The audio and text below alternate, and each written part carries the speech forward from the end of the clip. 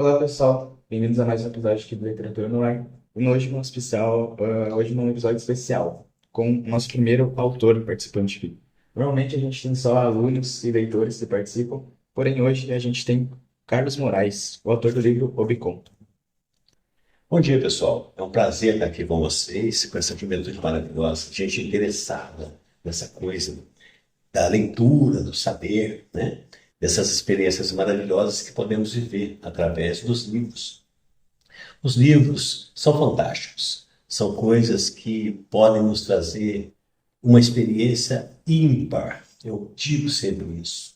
Gente, a leitura, ela consegue promover na nossa vida modificações fantásticas. Nós conseguimos, através da leitura, viver outras realidades que não são as nossas realidades cotidianas, que são às vezes enfadonhas e tão chatas, né? São às vezes carregadas de coisas e não são tão agradáveis, e às vezes sim, de coisas muito agradáveis. Mas através da leitura nós podemos viver outras realidades, nós podemos nos imaginar em outras realidades, nós podemos adquirir conhecimentos mil e realmente eu convido a todos vocês para lerem. Ler é muito bom. Leia o livro do senhor, inclusive, né? Vantagem, a leitura ela só tem vantagens, né? É, eu sou um autor de aventura e ficção científica. E eu tenho essa facilidade para escrever, me tornei um autor de relativo sucesso. Eu não posso dizer que eu sou um grande autor, porque eu não sou realmente, mas pretendo ser. E estamos caminhando para isso. O que eu quero dizer para vocês é o seguinte: a leitura, ela é muito importante para a nossa vida. E para você que está aí e pretende escrever e que pretende publicar, ou às vezes nem quer publicar, mas quer escrever, né? Quer transmitir a sua experiência, quer transmitir um recado, alguma coisa assim. Leia. O primeiro passo para quem quer escrever é adquirir o hábito da leitura. Ler é muito importante, gente. Muita coisa muito boa. Vocês podem ter certeza. Não precisa ter pressa, não. Você aí, que é um pouco preguiçoso e ainda não adquiriu esse hábito de verdade, efetivamente para a sua vida, você pode começar devagar. Começa com pequenos textos, talvez um poema, uma crônica, e pega um livro mais fininho, depois vai passando e busca um pouco na literatura clássica, busca um pouco na literatura contemporânea, até achar o seu nicho, aquilo que te interessa realmente. E esse interesse vai crescer, esse interesse vai frutificar, e eu posso afirmar, garantir que isso vai ser muito positivo para a sua vida. Podem perguntar. Só para ressaltar, ler é algo que vocês gostam, porque tem muita gente que lê por obrigação. E começar com uma leitura fácil também. Tem alguns livros que, os mais antigos, provavelmente são mais difíceis de ler. O Obicon, por exemplo, até que eu achei uma leitura bem tranquila, até não foi difícil ler. Então, se alguém quiser começar por ele, é um bom livro. Obrigado. É isso aí. Eu comecei com pequenos textos. Na minha infância, eu gostava de história em quadrinho, né? Os quadrinhos são muito importantes para a introdução à leitura, né? Na minha época, quando na minha infância, a gente tinha uma cultura, né?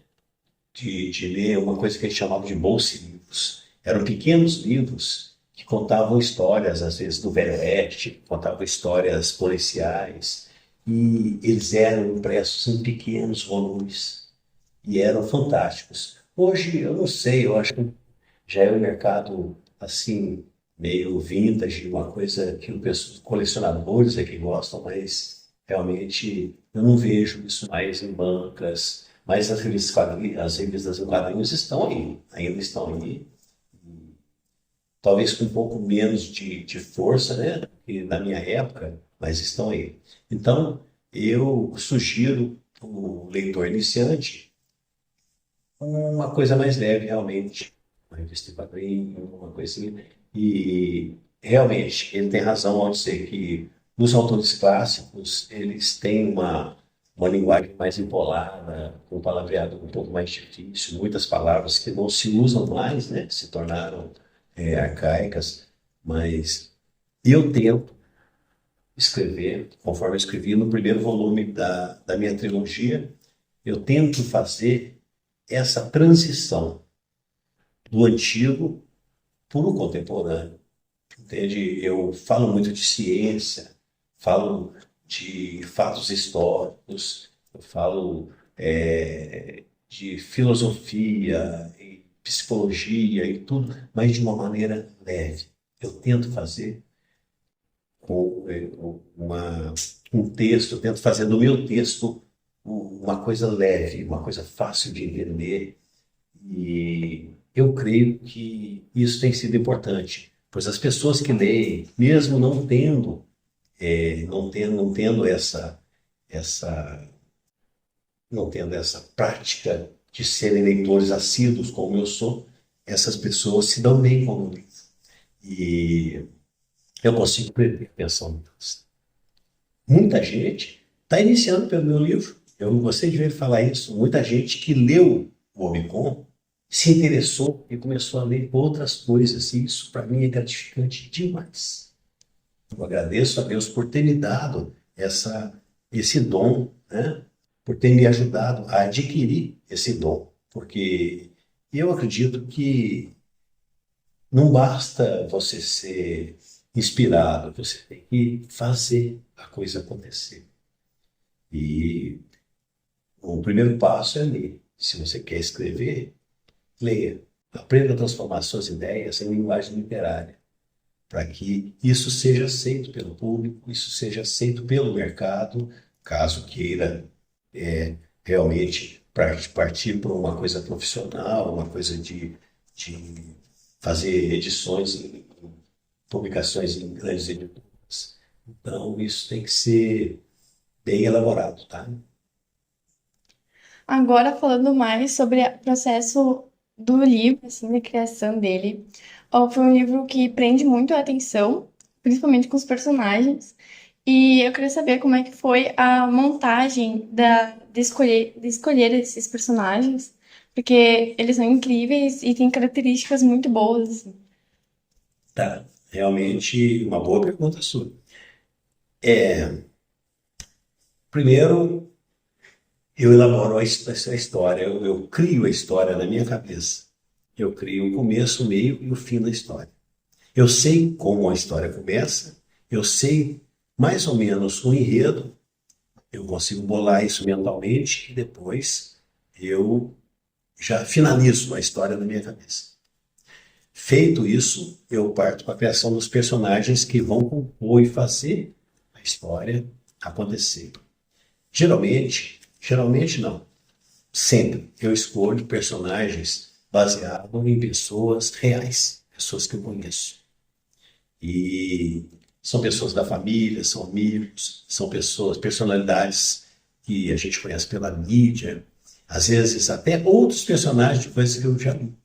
Então, eu costumo dizer que eu acentuo certas características, eu diminuo certas coisas que eu acho muito exageradas na pessoa e transformo ele no personagem. Por quê? O porquê de ter a inspiração em pessoas que você conhece. Porque é mais fácil você imaginar um diálogo, por exemplo, dentro da sua história, dentro do seu enredo. É mais fácil você imaginar esse diálogo acontecendo entre pessoas que você conhece. Isso é mentalmente mais fácil para a gente. Que criar uma personalidade do zero deve ser muito. Foi isso, justamente. Você criar um personagem do zero é muito difícil. Eu sei de autores que conseguem fazer isso, mas é bastante difícil. Então, eu sugiro que você se baseie em pessoas, você se inspire em pessoas, em pessoas, personagens do cotidiano da sua vida. Eu me baseio em familiares, em amigos e por aí vai. E dá certo. Eu tenho. Esse é o número um, é a primeiro volume da minha trilogia. O segundo volume está prestes a ser publicado e o terceiro volume já está aqui. Mas a magia da história acontece quando eu me sento e começo a digitar. Porque daí vem um turbilhão de ideias. E a partir disso eu vou trabalhando essas ideias. E isso vai virando, eu vou digitando e uma ideia vem atrás da outra, eu vou criando um enredo, eu tento fazer uma coisa engraçada, eu tento fazer uma coisa misteriosa, eu tento prender a atenção do leitor. E eu sei que dessa forma eu vou conseguir, fazendo uma história leve, uma história engraçada, uma história curiosa e tem a parte séria também, tem a parte científica da coisa, onde já não cabe muito uma piada, às vezes tem uma parte dramática, e tudo isso faz parte do processo criativo. Esse processo criativo é como se fosse uma produção de uma fábrica, vamos dizer. Você pega uma matéria-prima e você sabe que você tem um processo produtivo e um maquinário disposto de uma forma que você vai pegar a matéria-prima, trabalhar essa matéria-prima, manusear todo esse material, misturar ingredientes e transformar num produto final, que é o produto de venda, um produto de consumo. No meu caso, eu vou produzir uma história para ser consumida pelo meu leitor. E esse leitor tem que ficar satisfeito no final. Eu me obrigo, eu me forço a produzir uma história de qualidade.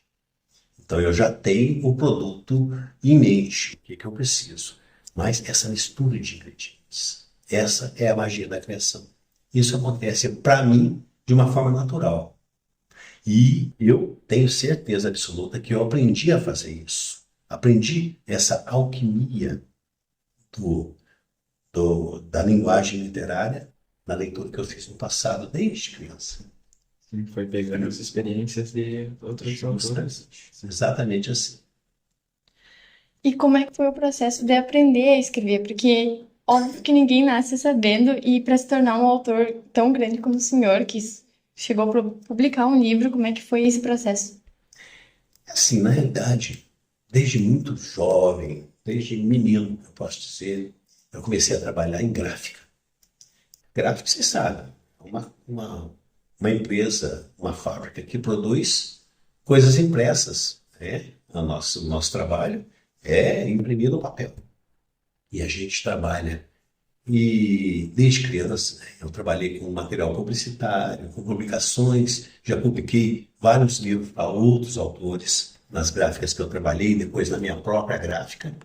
Nós temos hoje uma gráfica, né, que não publicou meu livro, na realidade. Meu livro foi publicado numa grande editora com sede em Portugal, né, e eles se incumbiram da impressão e de tudo. Eu só fiz o texto.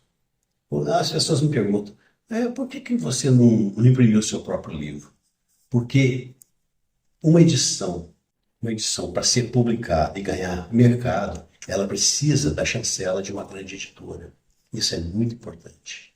E, nesse caso, você não pode simplesmente imprimir o seu livro, porque você vai ter que vender o seu livro, você vai ter que divulgar o seu livro, e você não tem as ferramentas para isso. Uma grande editora, sim, ela já tem. Ela já Ela tem tem um experiência. know-how, ela já tem toda a experiência de publicação, sabe? De impressão, de publicação e de distribuição desse material.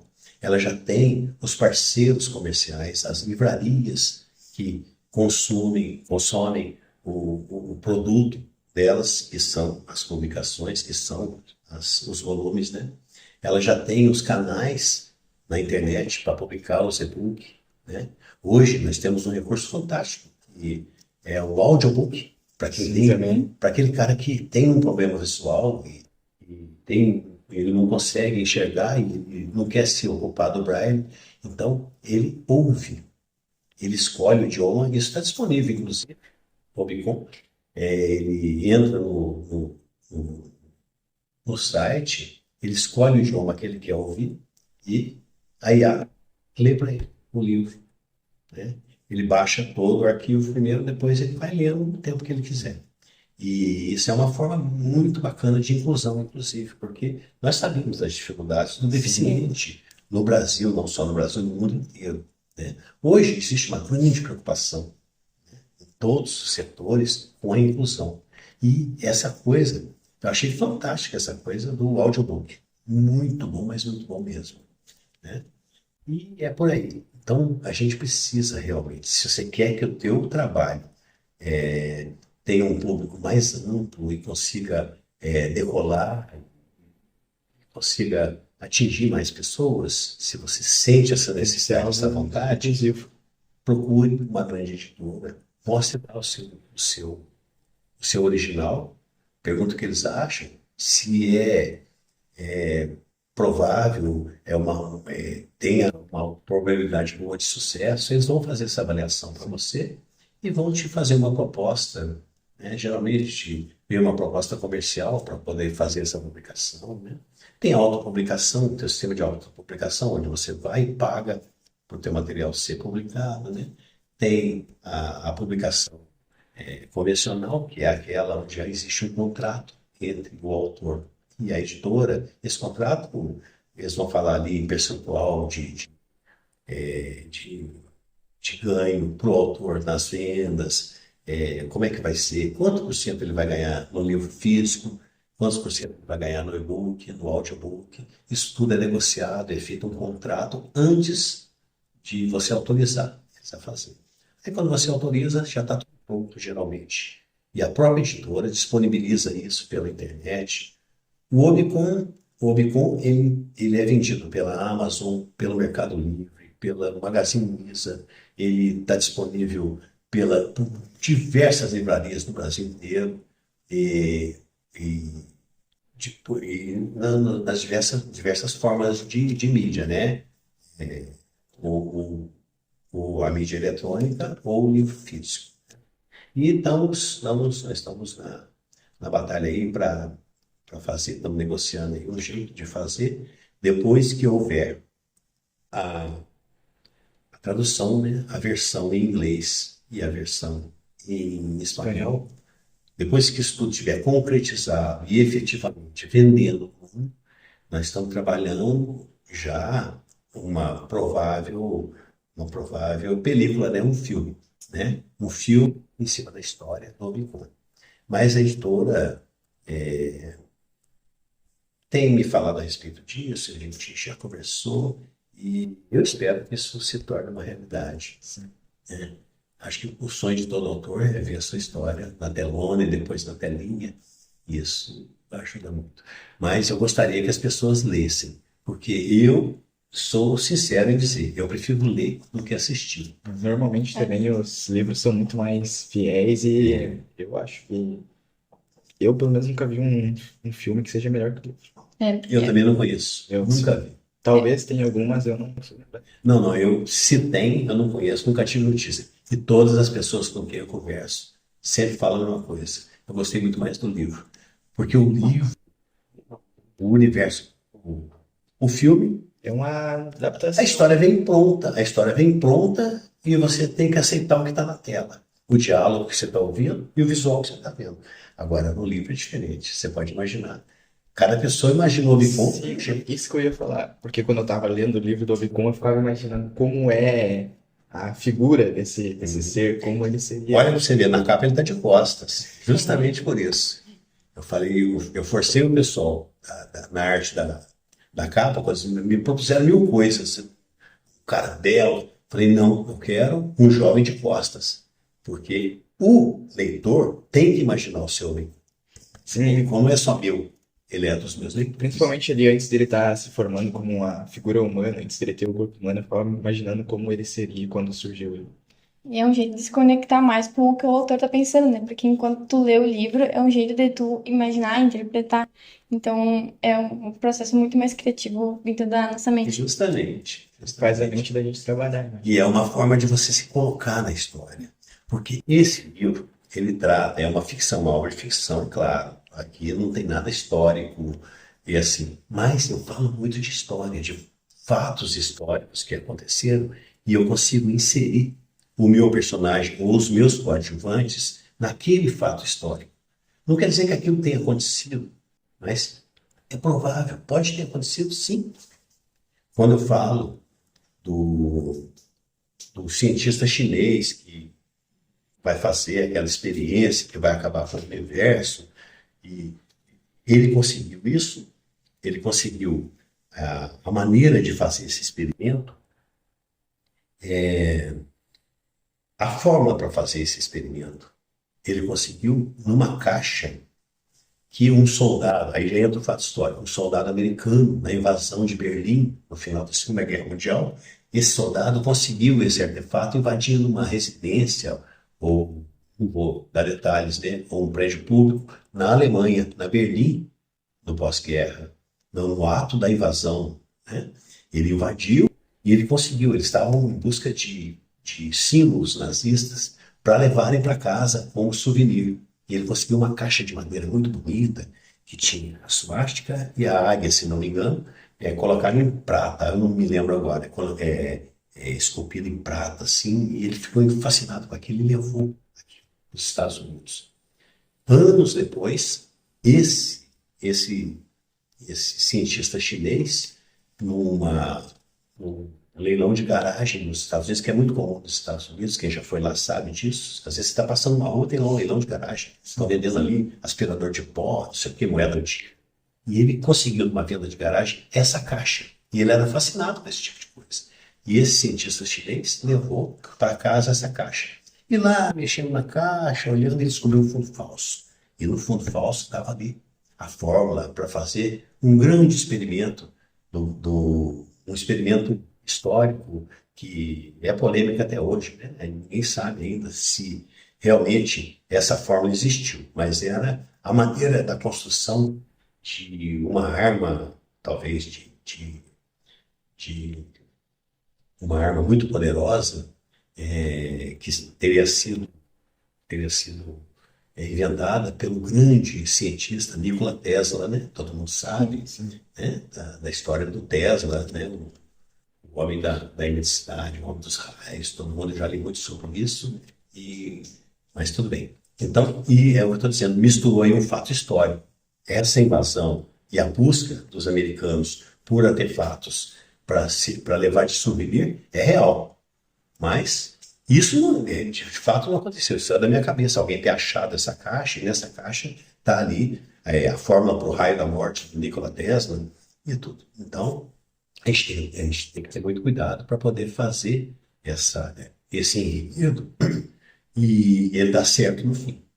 Quando eu falo ciência, eu tenho que pesquisar muito a respeito do que eu estou falando, para não ter problema com a crítica ou com um cientista daquela área que vai poder me contestar, falar que eu falei bobagem. Então, a criação da história, a história geralmente vem na nossa mente, mas a elaboração de tudo precisa de muito cuidado, porque você tem que pesquisar muito para o que você escrever, para a história, o produto final está embasado em coisas prováveis, né? Coisas possíveis, e não coisas Não achei. muito abstratas, né? A abstração é muito boa para poesia, mas para uma história, um romance de ficção, ela, apesar de ser de ficção, ela tem que estar embasada, Tem que ter né, com fatos. coisas reais. Para quem quiser ler o livro, como já falou, quiser adquirir, tem na Amazon.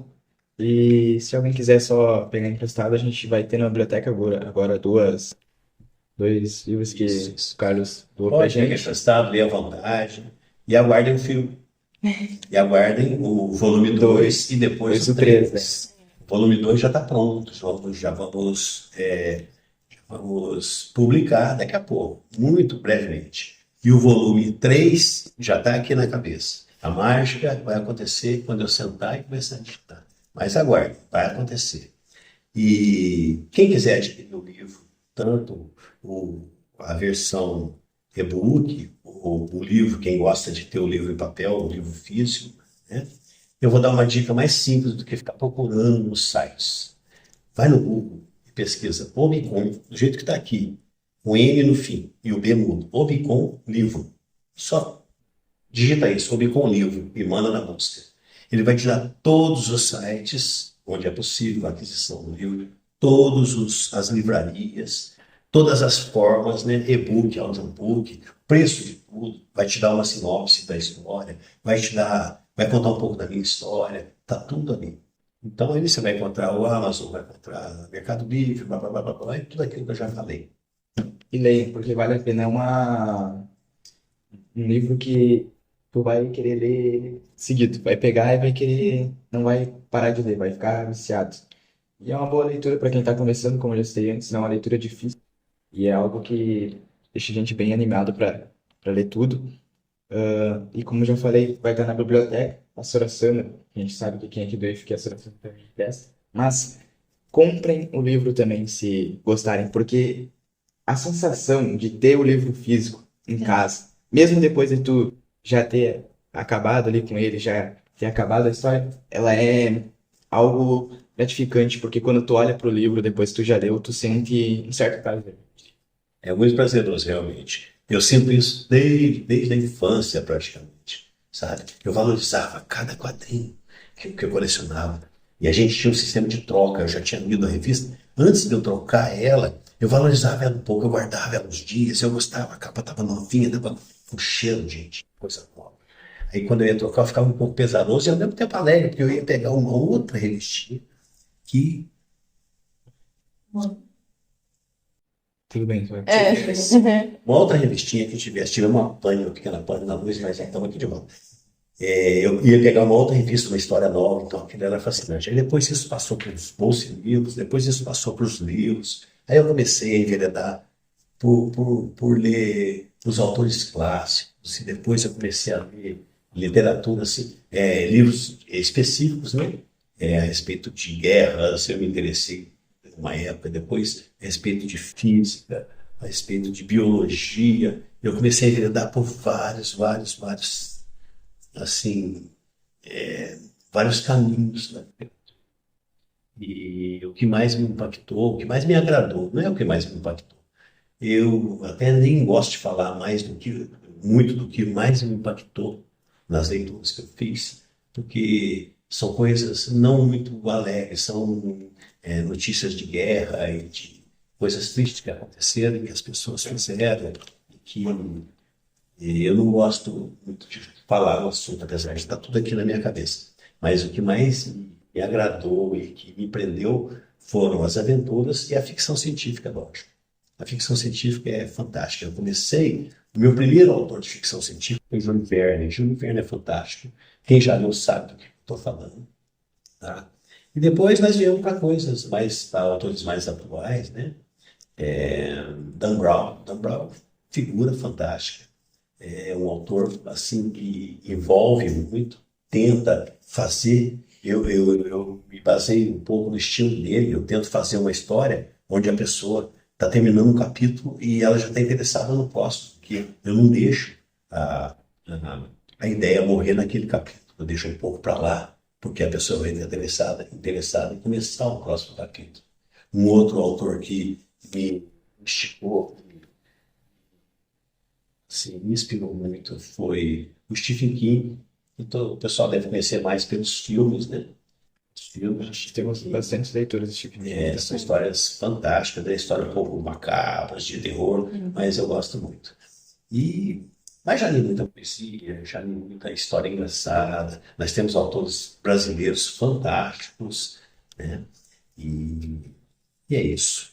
Eu já li muito sobre história, né? A história, a evolução humana, a história da aviação, a história das guerras, a história da evolução da informática. E tudo isso vai virando munição para quem quer escrever. Porque fica mais fácil. Quando você vai escrever, você já sabe mais ou menos do que você está falando. Aí você faz uma pesquisa por alto, você já consegue falar sobre aquilo, escrever sobre aquilo. Então, é o que eu digo. Se você pretende escrever, leia. Esse é o primeiro passo. Bom, a gente agradece o senhor por ter vindo aqui. Foi um grande prazer. E a gente espera também o próximo lançamento do segundo livro e do terceiro. E que, se tudo der certo, o filme, né? Que vai ser um estrondo gigantesco. E eu espero estar aqui com vocês. Depois do lançamento do primeiro, eu vou estar aqui e fazer o mesmo trabalho com vocês. Adorei essa juventude linda, que coisa fantástica. Vocês me lembram muito a minha adolescência, a minha época de jovem. Eu tinha o cabelinho assim, Por incrível que pareça, meu cabelo era preto, por incrível que pareça. Eu tinha mais ou menos o teu tipo físico, eu era magrinho, tá? Hoje eu estou aqui um pouco gordo, com essa cabeça branca, mas faz parte, né?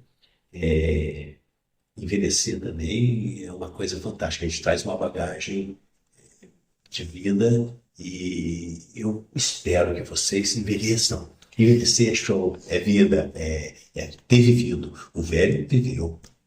O processo. Foi muito gratificante estar com vocês. Eu agradeço de coração ter estado aqui no Instituto, ter feito a palestra que eu fiz de manhã, para um público que me surpreendeu. Tinha muita gente na palestra e a reação das pessoas foi muito, muito boa. As perguntas que me fizeram, perguntas muito pertinentes, e eu agradeço de coração. Bem, É isso. Obrigado a todos pela visualização. E como eu já falei, quem quiser ler o livro, adquire. Mas se não tiver condições ou quiser ler antes, dá uma olhada, a gente vai ter na biblioteca. É isso. Obrigado. Tchau.